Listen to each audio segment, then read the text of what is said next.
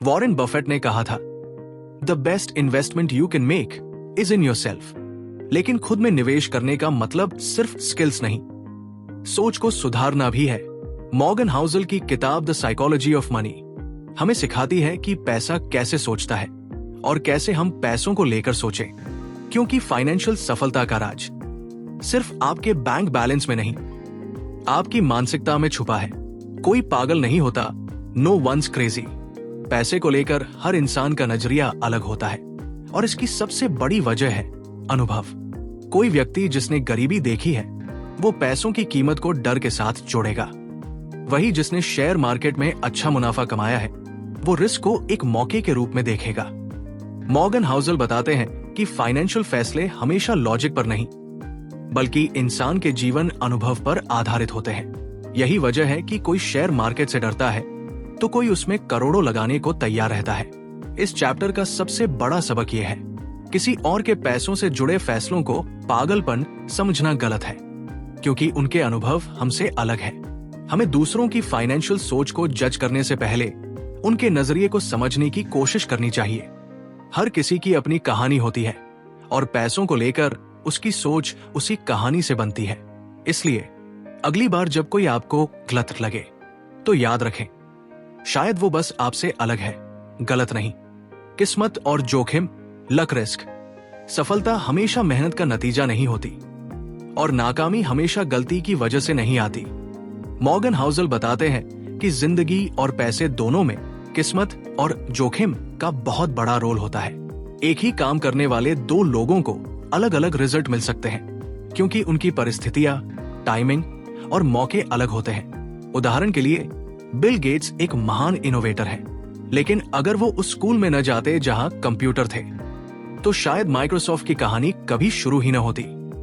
इसका मतलब ये नहीं कि उनकी मेहनत कम थी, लेकिन ये मानना जरूरी है कि किस्मत ने भी अहम भूमिका निभाई। उसी तरह कई बार लोग अच्छा करते हुए भी असफल हो जाते हैं, क्योंकि जोखिम ने अपना काम कर दिया। इस चैप्टर का सबसे गहरा संदेश है, कभी भी किसी की सफलता या असफलता को पूरी तरह जज मत कीजिए। हो सकता है उसमें किस्मत का हाथ हो या कोई छुपा हुआ रिस्क जो हमने देखा ही नहीं। कभी काफी नहीं होता, नेवर इनफ। दुनिया में ऐसे कई लोग हैं जिनके पास सब कुछ होता है, नाम, शोहरत, पैसा, लेकिन फिर भी वो और ज्यादा चाहते हैं। मॉर्गन हाउसल कहते हैं, ये कभी काफी नहीं वाली सोच ही इंसान को जोखिम भरे फैसले लेने पर मजबूर करती है। उदाहरण के तौर पर बर्नी मदोफ एक अमीर और सफल इंसान था, फिर भी लालच में आकर उसने घोटाला किया और आखिरकार सब कुछ खो बैठा। इस चैप्टर का सबसे बड़ा सबक है, हर किसी को अपनी काफी की परिभाषा तय करनी चाहिए। अगर आप ये नहीं जानते कि आपके लिए कितना पैसा काफी है, तो आप हमेशा और ज्यादा पाने की दौड़ में लगे रहेंगे, चाहे उसकी कीमत आपकी इज्जत, नींद या रिश्ता ही क्यों न हो। असली अमीरी तब है जब आप कह सको, मेरे पास जो है वो मेरे लिए काफी है। पैसा कमाना कला है, लेकिन उसे संभालना समझदारी, और कब रुकना है ये जानना सबसे बड़ी बुद्धिमानी है। चमत्कारी चक्रवृद्धि, कंफाउंडिंग कंपाउंडिंग।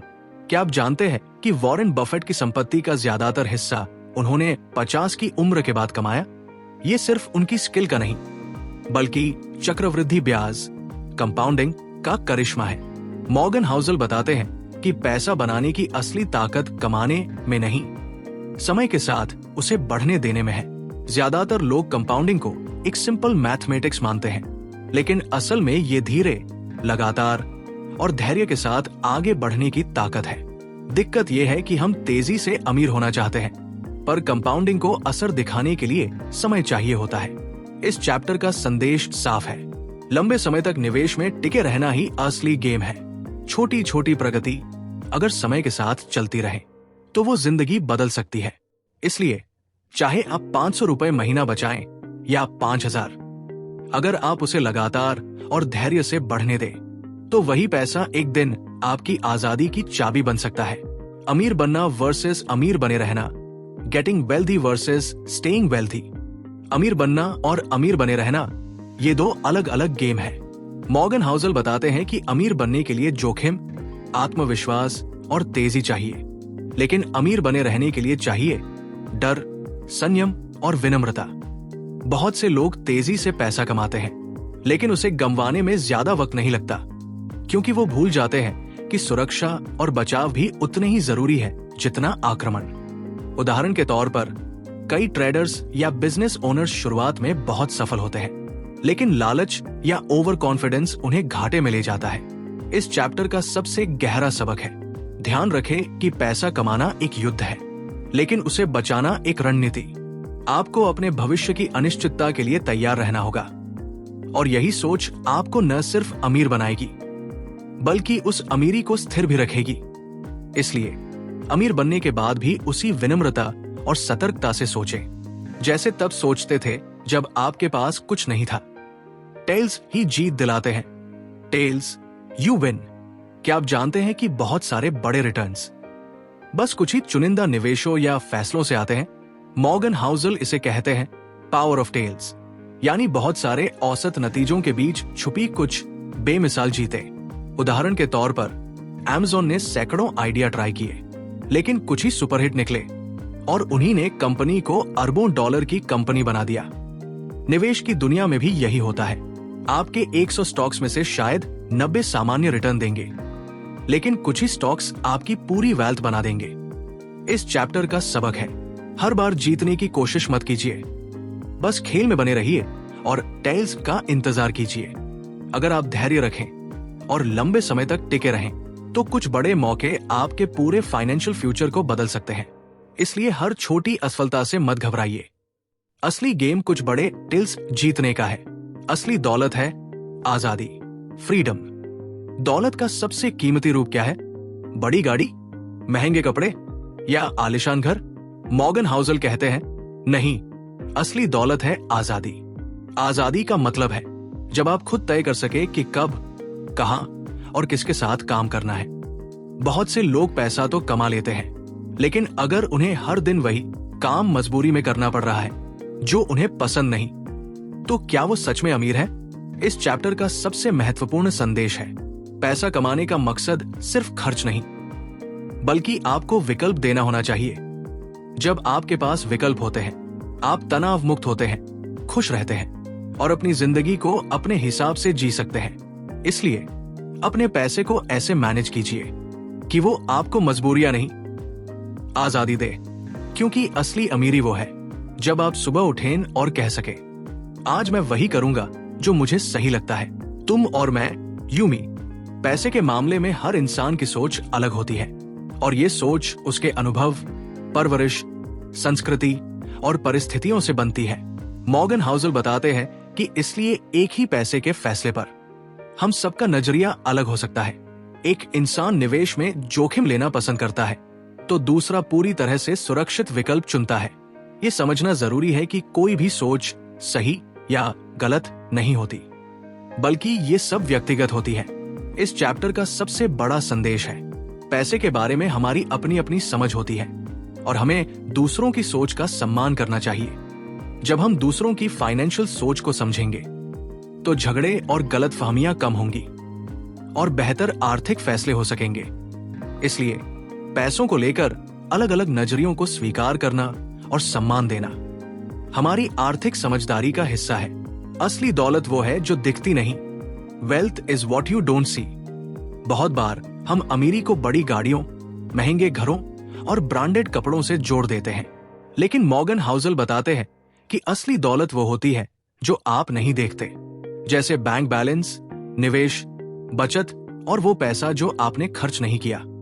लोग अपनी दिखावे वाली जीवन शैली पर खर्च करते हैं, लेकिन असली अमीर वो होते हैं जो अपने पैसे को आगे बढ़ाने में लगाते हैं। इस चैप्टर का मुख्य संदेश है, दौलत दिखाने में नहीं, बचाने और निवेश करने में है। असली अमीर वो है जो अपनी जरूरत से ज्यादा खर्च नहीं करता, बल्कि अपनी संपत्ति बढ़ाने की सोच रखता है। इसलिए दिखावे से बचें, अपनी आर्थिक मजबूती के लिए सही फैसले लें। याद रखें, असली दौलत वह है जो आप नहीं दिखाते। पैसा बचाना, सेव मनी। पैसा कमाना जरूरी है, लेकिन उससे भी जरूरी है पैसा बचाना। मॉर्गन हाउसल बताते हैं कि बचत कोई मात्र तकनीकी बात नहीं है, बल्कि ये हमारी मानसिकता का प्रतिबिंब है। बचत का मतलब सिर्फ खर्च कम करना नहीं, बल्कि अनिश्चित भविष्य के लिए खुद को तैयार करना है। चाहे आपकी आय कम हो या ज्यादा, बचत की आदत आपको आर्थिक स्वतंत्रता की ओर ले जाती है। इस चैप्टर का सबसे बड़ा संदेश है, कमाने से ज्यादा बचाने की क्षमता आपकी आर्थिक सफलता तय करती है। पैसा बचाने से आपको जोखिम लेने की भी शक्ति मिलती है और मुश्किल वक्त में तनाव कम होता है। इसलिए अपनी आमदनी का एक हिस्सा हमेशा बचत में डालें, ताकि आप वित्तीय दबाव से मुक्त रह सकें और अपनी जिंदगी के बड़े फैसले आराम से ले सकें। याद रखें, बचत ही वो नींव है जिस पर आपकी आर्थिक सुरक्षा बनती है। तर्क संगत से बेहतर है समझदारी, रीजनेबल, रैशनल। पैसे से जुड़े फैसले हमेशा पूरी तरह तर्क संगत, रैशनल नहीं होते। मॉर्गन हाउसल कहते हैं कि आर्थिक निर्णयों में समझदारी ज्यादा मायने रखती है, न कि केवल गणित या लॉजिक। उदाहरण के तौर पर, कोई व्यक्ति जोखिम कम लेना चाहता है क्योंकि वो मानसिक शांति चाहता है, भले ही लॉजिक कहे कि ज्यादा निवेश कर सकता है। यही वजह है कि कुछ निवेशक बहुत रैशनल दिखते हैं, पर उनकी रणनीति उनकी व्यक्तिगत जरूरतों और आराम के हिसाब से नहीं होती। इस चैप्टर का मुख्य संदेश है, अपने वित्तीय फैसलों में तर्कसंगत बनने से ज्यादा अपने हिसाब से समझदार बनना जरूरी है। आपको वो निर्णय लेने चाहिए जो आपकी जिंदगी और मानसिकता के अनुकूल हो, न कि सिर्फ गणित के। आर्थिक फैसलों में समझदारी से काम लेना दीर्घकालिक सफलता की कुंजी है। इसलिए कभी कभी समझदारी और तर्कसंगता के बीच संतुलन बनाना जरूरी होता है। आश्चर्यचकित करने वाले पल, सरप्राइज। पैसे की दुनिया में कुछ भी निश्चित नहीं होता। मॉर्गन हाउसल कहते हैं कि आर्थिक फैसलों और बाजार की चाल में हमेशा आश्चर्यचकित करने वाले पल आते हैं। ऐसी घटनाएं जो किसी की भविष्यवाणी से बाहर होती है, कभी कभी पूरी दिशा ही बदल देती है। उदाहरण के लिए, कोविड-19 महामारी ने दुनिया की अर्थव्यवस्था को पूरी तरह हिला दिया। इस चैप्टर का सबसे बड़ा सबक है, हमेशा अनिश्चितता के लिए तैयार रहिए। योजना बनाना जरूरी है, लेकिन ये समझना भी जरूरी है कि भविष्य में अनपेक्षित चीजें हो सकती हैं। इसलिए आर्थिक सुरक्षा के लिए लचीलापन और धैर्य रखना जरूरी है। आश्चर्यचकित करने वाले पलों से डरना नहीं, बल्कि उनसे सीखना और आगे बढ़ना ही बुद्धिमानी है। याद रखें, जीवन में बदलाव और अनिश्चितता स्थायी है, और इस अस्थिरता में ही अवसर भी छिपे होते हैं। गलती के लिए जगह, रूम फॉर एरर। जिंदगी और पैसा दोनों में हमेशा कुछ न कुछ अनिश्चितता रहती है। मॉर्गन हाउसल बताते हैं कि आर्थिक फैसलों में हमेशा गलतियों के लिए जगह छोड़ना बहुत जरूरी है। इसका मतलब है, अपनी योजना ऐसी बनाएं कि अगर कुछ गलत भी हो जाए तो आप बर्बाद न हो, बल्कि संभल सके। उदाहरण के लिए, आप हमेशा अपनी बचत या निवेश में एक बफर रखें, ताकि अचानक आए संकट में आपको बड़ी परेशानी न हो। ये बफर आपके मानसिक तनाव को भी कम करता है, क्योंकि आपको पता होता है कि आप गलती कर सकते हैं और फिर भी बच सकते हैं। इस चैप्टर का सबसे बड़ा संदेश है, अपनी वित्तीय योजना में हमेशा अनपेक्षित घटनाओं के लिए जगह रखें। सफलता का मतलब केवल सही निर्णय लेना नहीं, बल्कि गलतियों से उबरने की क्षमता भी होती है।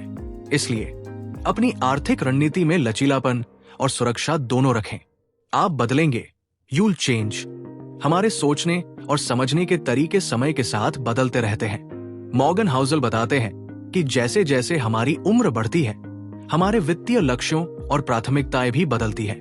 जब हम युवा होते हैं तो अधिक जोखिम लेने की इच्छा होती है, लेकिन उम्र बढ़ने के साथ सुरक्षा और स्थिरता की अहमियत बढ़ जाती है। इस चैप्टर का सबसे बड़ा संदेश है, अपनी वित्तीय रणनीति को अपनी बदलती जिंदगी के अनुसार अनुकूलित करें।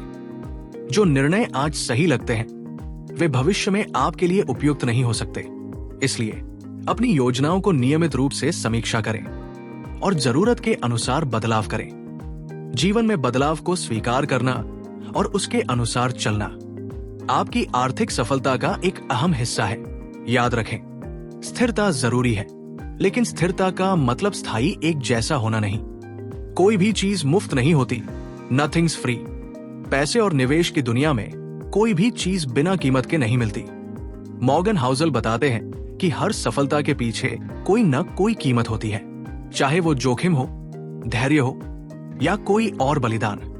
उदाहरण के तौर पर, उच्च रिटर्न वाली निवेश योजनाएं अक्सर ज्यादा जोखिम के साथ आती है। इस चैप्टर का सबसे बड़ा संदेश है, जो आप कमाते हैं उसे पाने के लिए आपको कुछ न कुछ देना पड़ता है, चाहे वो समय हो, मानसिक शांति हो या पैसे का जोखिम। आपको यह समझना होगा कि मुफ्त में कुछ भी हासिल नहीं होता। इसलिए आर्थिक फैसलों में हमेशा कीमत और लाभ दोनों को समझें। जब आप कीमत चुकाने के लिए तैयार होंगे, तभी आप सही मायनों में आर्थिक सफलता पा सकेंगे। तुम और मैं, वित्तीय सोच में फर्क। यूमी, पैसे की दुनिया में हर इंसान के पास अपनी अलग सोच और नजरिया होता है। मॉर्गन हाउसल कहते हैं कि हमारी फाइनेंशियल फैसलों पर हमारे अनुभव, शिक्षा, परिवार और संस्कृति का बड़ा असर होता है। इसलिए जो आपके लिए सही है वो दूसरे के लिए जरूरी नहीं। इस चैप्टर में बताया गया है कि लोगों की आर्थिक प्राथमिकताएं और जोखिम लेने की क्षमता अलग अलग होती है। इस बात को समझना जरूरी है कि वित्तीय सफलता का कोई एक फॉर्मूला नहीं है। इसका मतलब है अपने वित्तीय फैसलों को दूसरों के फैसलों से तुलना न करें, बल्कि अपनी स्थिति और जरूरतों के अनुसार बनाएं। जब हम दूसरों की सोच को समझेंगे और सम्मान देंगे तो बेहतर आर्थिक निर्णय ले पाएंगे। इसलिए वित्तीय फैसलों में दूसरों के नजरिए का सम्मान करना और अपनी व्यक्तिगत रणनीति बनाना ही सही रास्ता है। निराशावाद का मोह, the seduction of pessimism. Morgan Housel बताते हैं कि लोग अक्सर निराशावाद की तरफ आकर्षित होते हैं क्योंकि वह ज्यादा सच लगती है। पेसिमिज्म यानी नकारात्मक सोच हमें सावधान करती है, इसलिए हम उसे गंभीर लेते हैं। लेकिन आर्थिक और निवेश की दुनिया में ये हमेशा सही नहीं होता। जबकि ऑप्टिमिस्ट्स यानी आशावादी लोग भविष्य में बेहतर उम्मीदें रखते हैं और जोखिम लेते हैं। इस चैप्टर में बताया गया है कि आर्थिक सफलता के लिए आशावाद जरूरी है, क्योंकि ये हमें आगे बढ़ने का हौसला देता है। हालांकि निराशावाद भी जरूरी है, क्योंकि ये हमें सतर्क और सोच समझकर निर्णय लेने में मदद करता है। सबसे बड़ी सीख है, निराशावाद में फंसने के बजाय संतुलित दृष्टिकोण रखें। आशावाद और सतर्कता दोनों जरूरी है। इससे आप न केवल जोखिम समझ पाएंगे, बल्कि बेहतर अवसर भी पहचान पाएंगे। जब आप कुछ भी मानने को तैयार हो जाते हैं, when you'll believe anything। पैसे और निवेश की दुनिया में कई बार लोग बिना सोच समझे बातों पर भरोसा कर लेते हैं।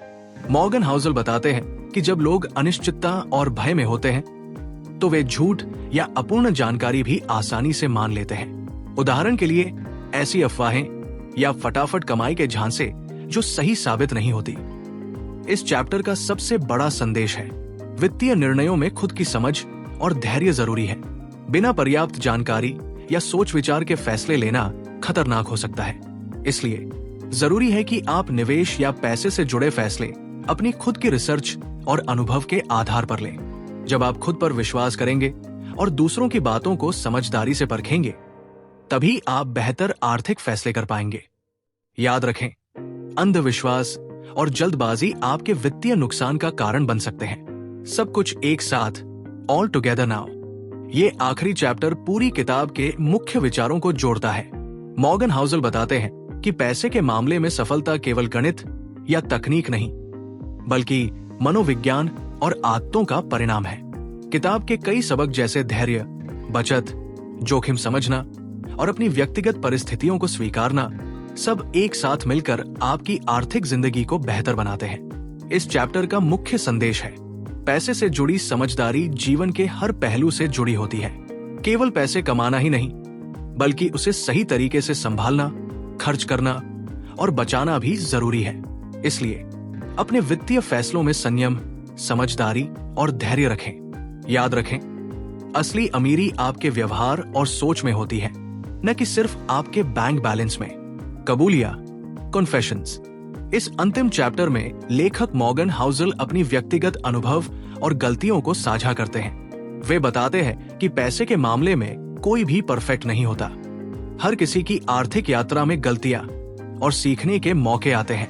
ये चैप्टर हमें ये समझाता है कि पैसे के बारे में ईमानदारी और आत्मस्वीकारोक्ति जरूरी है। लेखक की कबूलिया हमें ये सिखाती है कि गलतियां करना सामान्य है और उनसे सीखना ही आर्थिक समझदारी की असली पहचान है।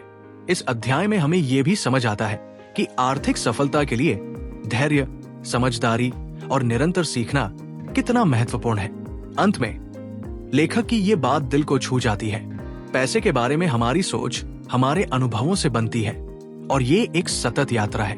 इसलिए खुद पर विश्वास रखें और सीखने की प्रक्रिया को कभी न छोड़ें। तो दोस्तों, ये थी द साइकोलॉजी ऑफ मनी किताब की कहानी।